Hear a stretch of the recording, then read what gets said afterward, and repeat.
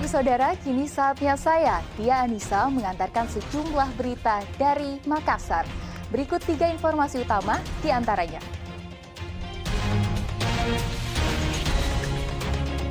Banjir masih menggenangi ratusan rumah lebih di BTN Kodam 3, Kecamatan Biringkanaya, Kota Makassar.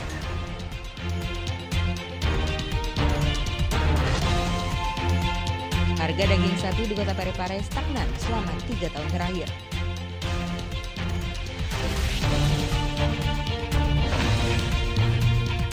Masih dari Parepare, pahlawan super Kapten Amerika ikut vaksinasi anak usia 6 hingga 11 tahun.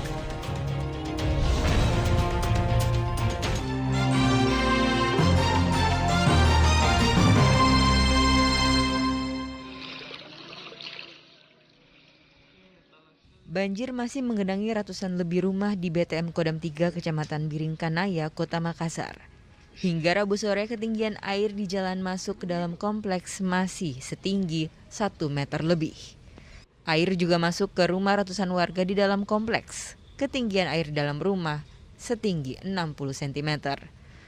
Warga terpaksa menyelamatkan perabotan agar tidak menderita kerusakan lebih jauh. Banjir yang mulanya terjadi Senin lalu telah memaksa sebagian besar pemilik rumah hengkang mengungsi ke tempat yang lebih aman seperti masjid.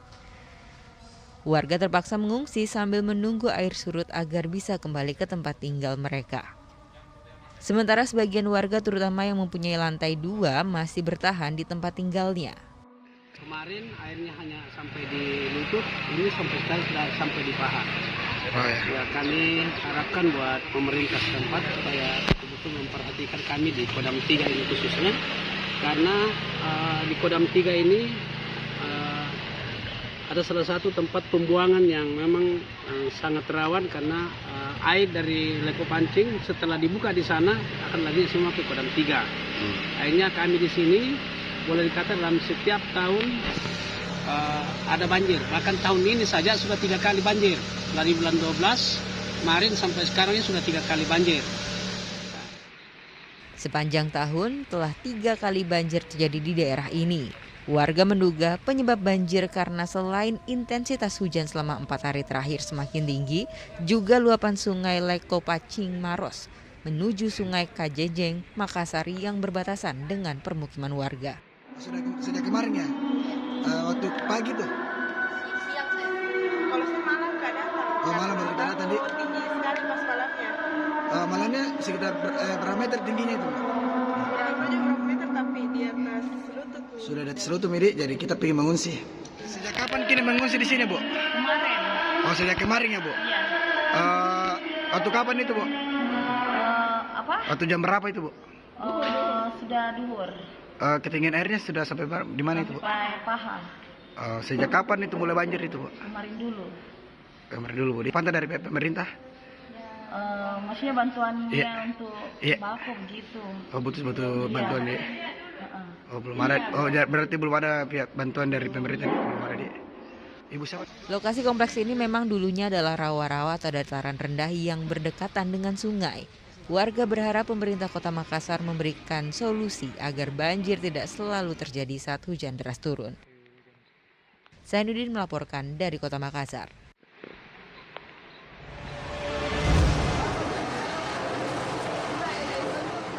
Sejumlah pedagang daging sapi di pasar tradisional Lakesi, Kota Parepare mengeluhkan stagnannya harga daging sapi dalam 3 tahun terakhir. Sejak 2019, harga daging sapi per 1 kilogramnya di angka Rp115.000. Harga daging sapi itu belum berubah hingga tahun ini. Seorang pedagang mengatakan tidak naiknya harga daging sapi karena sepinya pembeli hingga jika pedagang menaikkan harga, ditakutkan barang dagangannya semakin tidak laku terjual. Ini 2 tahun kayaknya itu kalau nggak salah. 3 tahun juga. Oh, tidak pernah naik, Pak? Iya. Pernah aja naik 120 waktu hari lebaran. Iya. Tapi kali ini sudah itu turun harga. Turun lagi 115 dikasih. Yang minta 110. Itu penyebabnya apa, Pak? Kenapa tidak pernah naik? Dari pembeli, dari masyarakat. Mau dikasih naik apa? Tinggal daging. Itu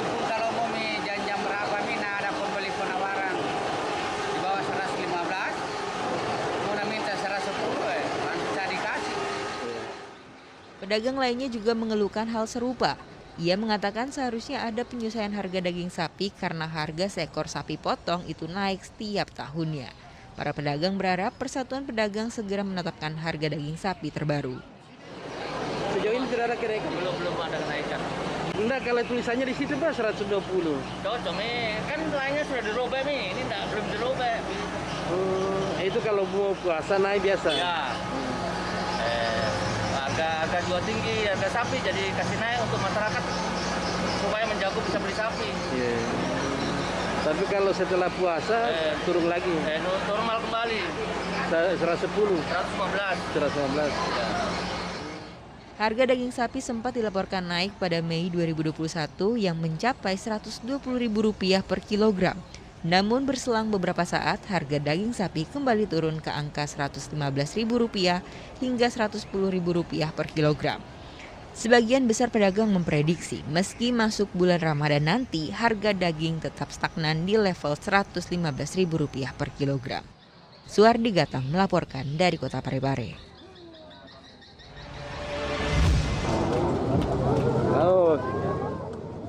Menteri Koordinator Bidang Maritim dan Investasi serta Menteri Pariwisata Ekonomi Kreatif menghadiri Gerakan Nasional Bangga Buatan Indonesia di Pantai Losari, Kota Makassar. Menko Marves menargetkan adanya dana belanja negara yang difokuskan untuk pembelian produk usaha mikro, kecil, dan menengah yang disiapkan hingga Rp400 triliun. Pengadaan anggaran ini sebagai bentuk dukungan pemerintah terhadap UMKM.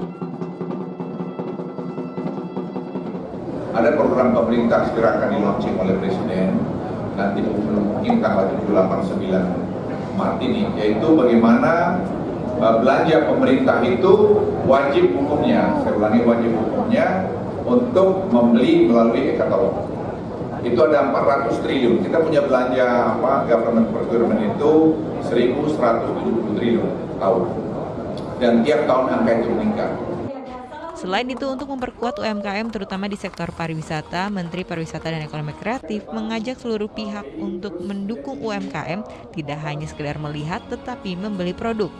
Baginya, UMKM bisa menjadi sektor yang bisa membangkitkan ekonomi setelah terpuruk karena pandemi COVID-19. Nah, ini BBI, Bangga Buatan Indonesia, dan BWI, Bangga Berwisata di Indonesia. Tapi bukan hanya bangga, beli buatan Indonesia dan juga wisata di Indonesia aja. Jadi tadi ada UKM di sini di depan, Pak Bupati, Pak Wali Kota, Bapak di sini maupun yang luring, saya sudah beli. Ini ada tenun yang saya pakai. Jadi kita jangan jadi rohali. Apa itu rohali? Rombongan hanya lihat-lihat, atau rohana, rombongan hanya nanya-nanya. Kita harus semua jadi rojali. Apa rojali? Rombongan jadi belanja dan beli. Selain program dukungan untuk UMKM, pemerintah juga akan membuka pengiriman langsung atau ekspor dari Makassar tanpa harus ke Singapura ataupun Pulau Jawa, sehingga bisa menghemat biaya hingga 30%. Sainuddin melaporkan dari Kota Makassar.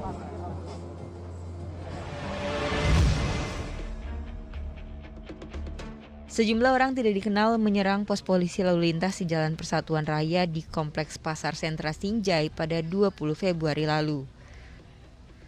Polisi telah memeriksa 2 personil Satuan Lalu Lintas Polres Sinjai, sementara polisi belum memeriksa orang tak dikenal tersebut. Peristiwa berawal saat seorang pria berlalu lalang di depan pos Satuan Lalu Lintas yang kemudian memanggil rekan-rekannya untuk menyerang pos polisi. Akibat penyerangan ini, kaca dan sejumlah inventaris pos polisi rusak. Penimbunan 61 ton minyak goreng curah terbongkar di Kota Makassar. Penimbunan minyak goreng dilakukan PT Smart di Pelabuhan Soekarno-Hatta, Kota Makassar. Minyak goreng yang awalnya diperuntukkan untuk konsumsi rumah tangga justru dijual ke industri. Minyak yang disalurkan untuk kebutuhan industri dijual dengan harga Rp19.100 per kilogram. Padahal seharusnya minyak goreng untuk kebutuhan rumah tangga ini dijual seharga Rp10.300 per kilogram. Diketahui 61 ton minyak goreng dikirim dari Kalimantan Selatan dan tiba di Makassar pada 5 Februari 2022. Tindakan PT Smart dianggap melanggar pasal 8A Peraturan Menteri Perdagangan Nomor 19 Tahun 2022 tentang kebijakan dan pengaturan ekspor dengan sanksi, larangan atau pencabutan izin ekspor. Kenaikan harga kedelai berdampak pada produksi tahu tempe di Kota Parepare. Sejumlah pengusaha tahu tempe terpaksa merumahkan sejumlah karyawannya karena tak mampu membayar upah. Bahkan pemilik usaha pun harus ikut produksi. Selain itu, ukuran tahu tempe juga diperkecil, mengikuti permintaan para pedagang tahu tempe di pasar karena tak mau membayar lebih mahal. Kini harga di pasar mencapai Rp10.000 untuk 8 potong tahu dan Rp2.500 untuk sebuah tempe. Seorang pemuda 19 tahun terseret derasnya banjir yang terjadi di Kampung Salurang, Desa Tanro Kasi, Kabupaten Jeneponto. Jenazah baru ditemukan setelah 3 hari pencarian. Derasnya air banjir membuat jenazah terseret hingga 19 km dari lokasi hilangnya korban. Jenazah dibawa ke rumah duka lalu dimakamkan di permakaman keluarga. Banjir melanda sejumlah desa di 2 pulau di Kabupaten Kepulauan Selayar pada 22 Februari lalu. Ratusan rumah di Pulau Jampea dan Pulau Kayuadi habis terendam banjir yang ditimbulkan karena air laut pasang dan tingginya intensitas hujan. Warga memilih tidak mengungsi dan bertahan di rumah mereka. Mereka berharap adanya bantuan makanan dan obat-obatan.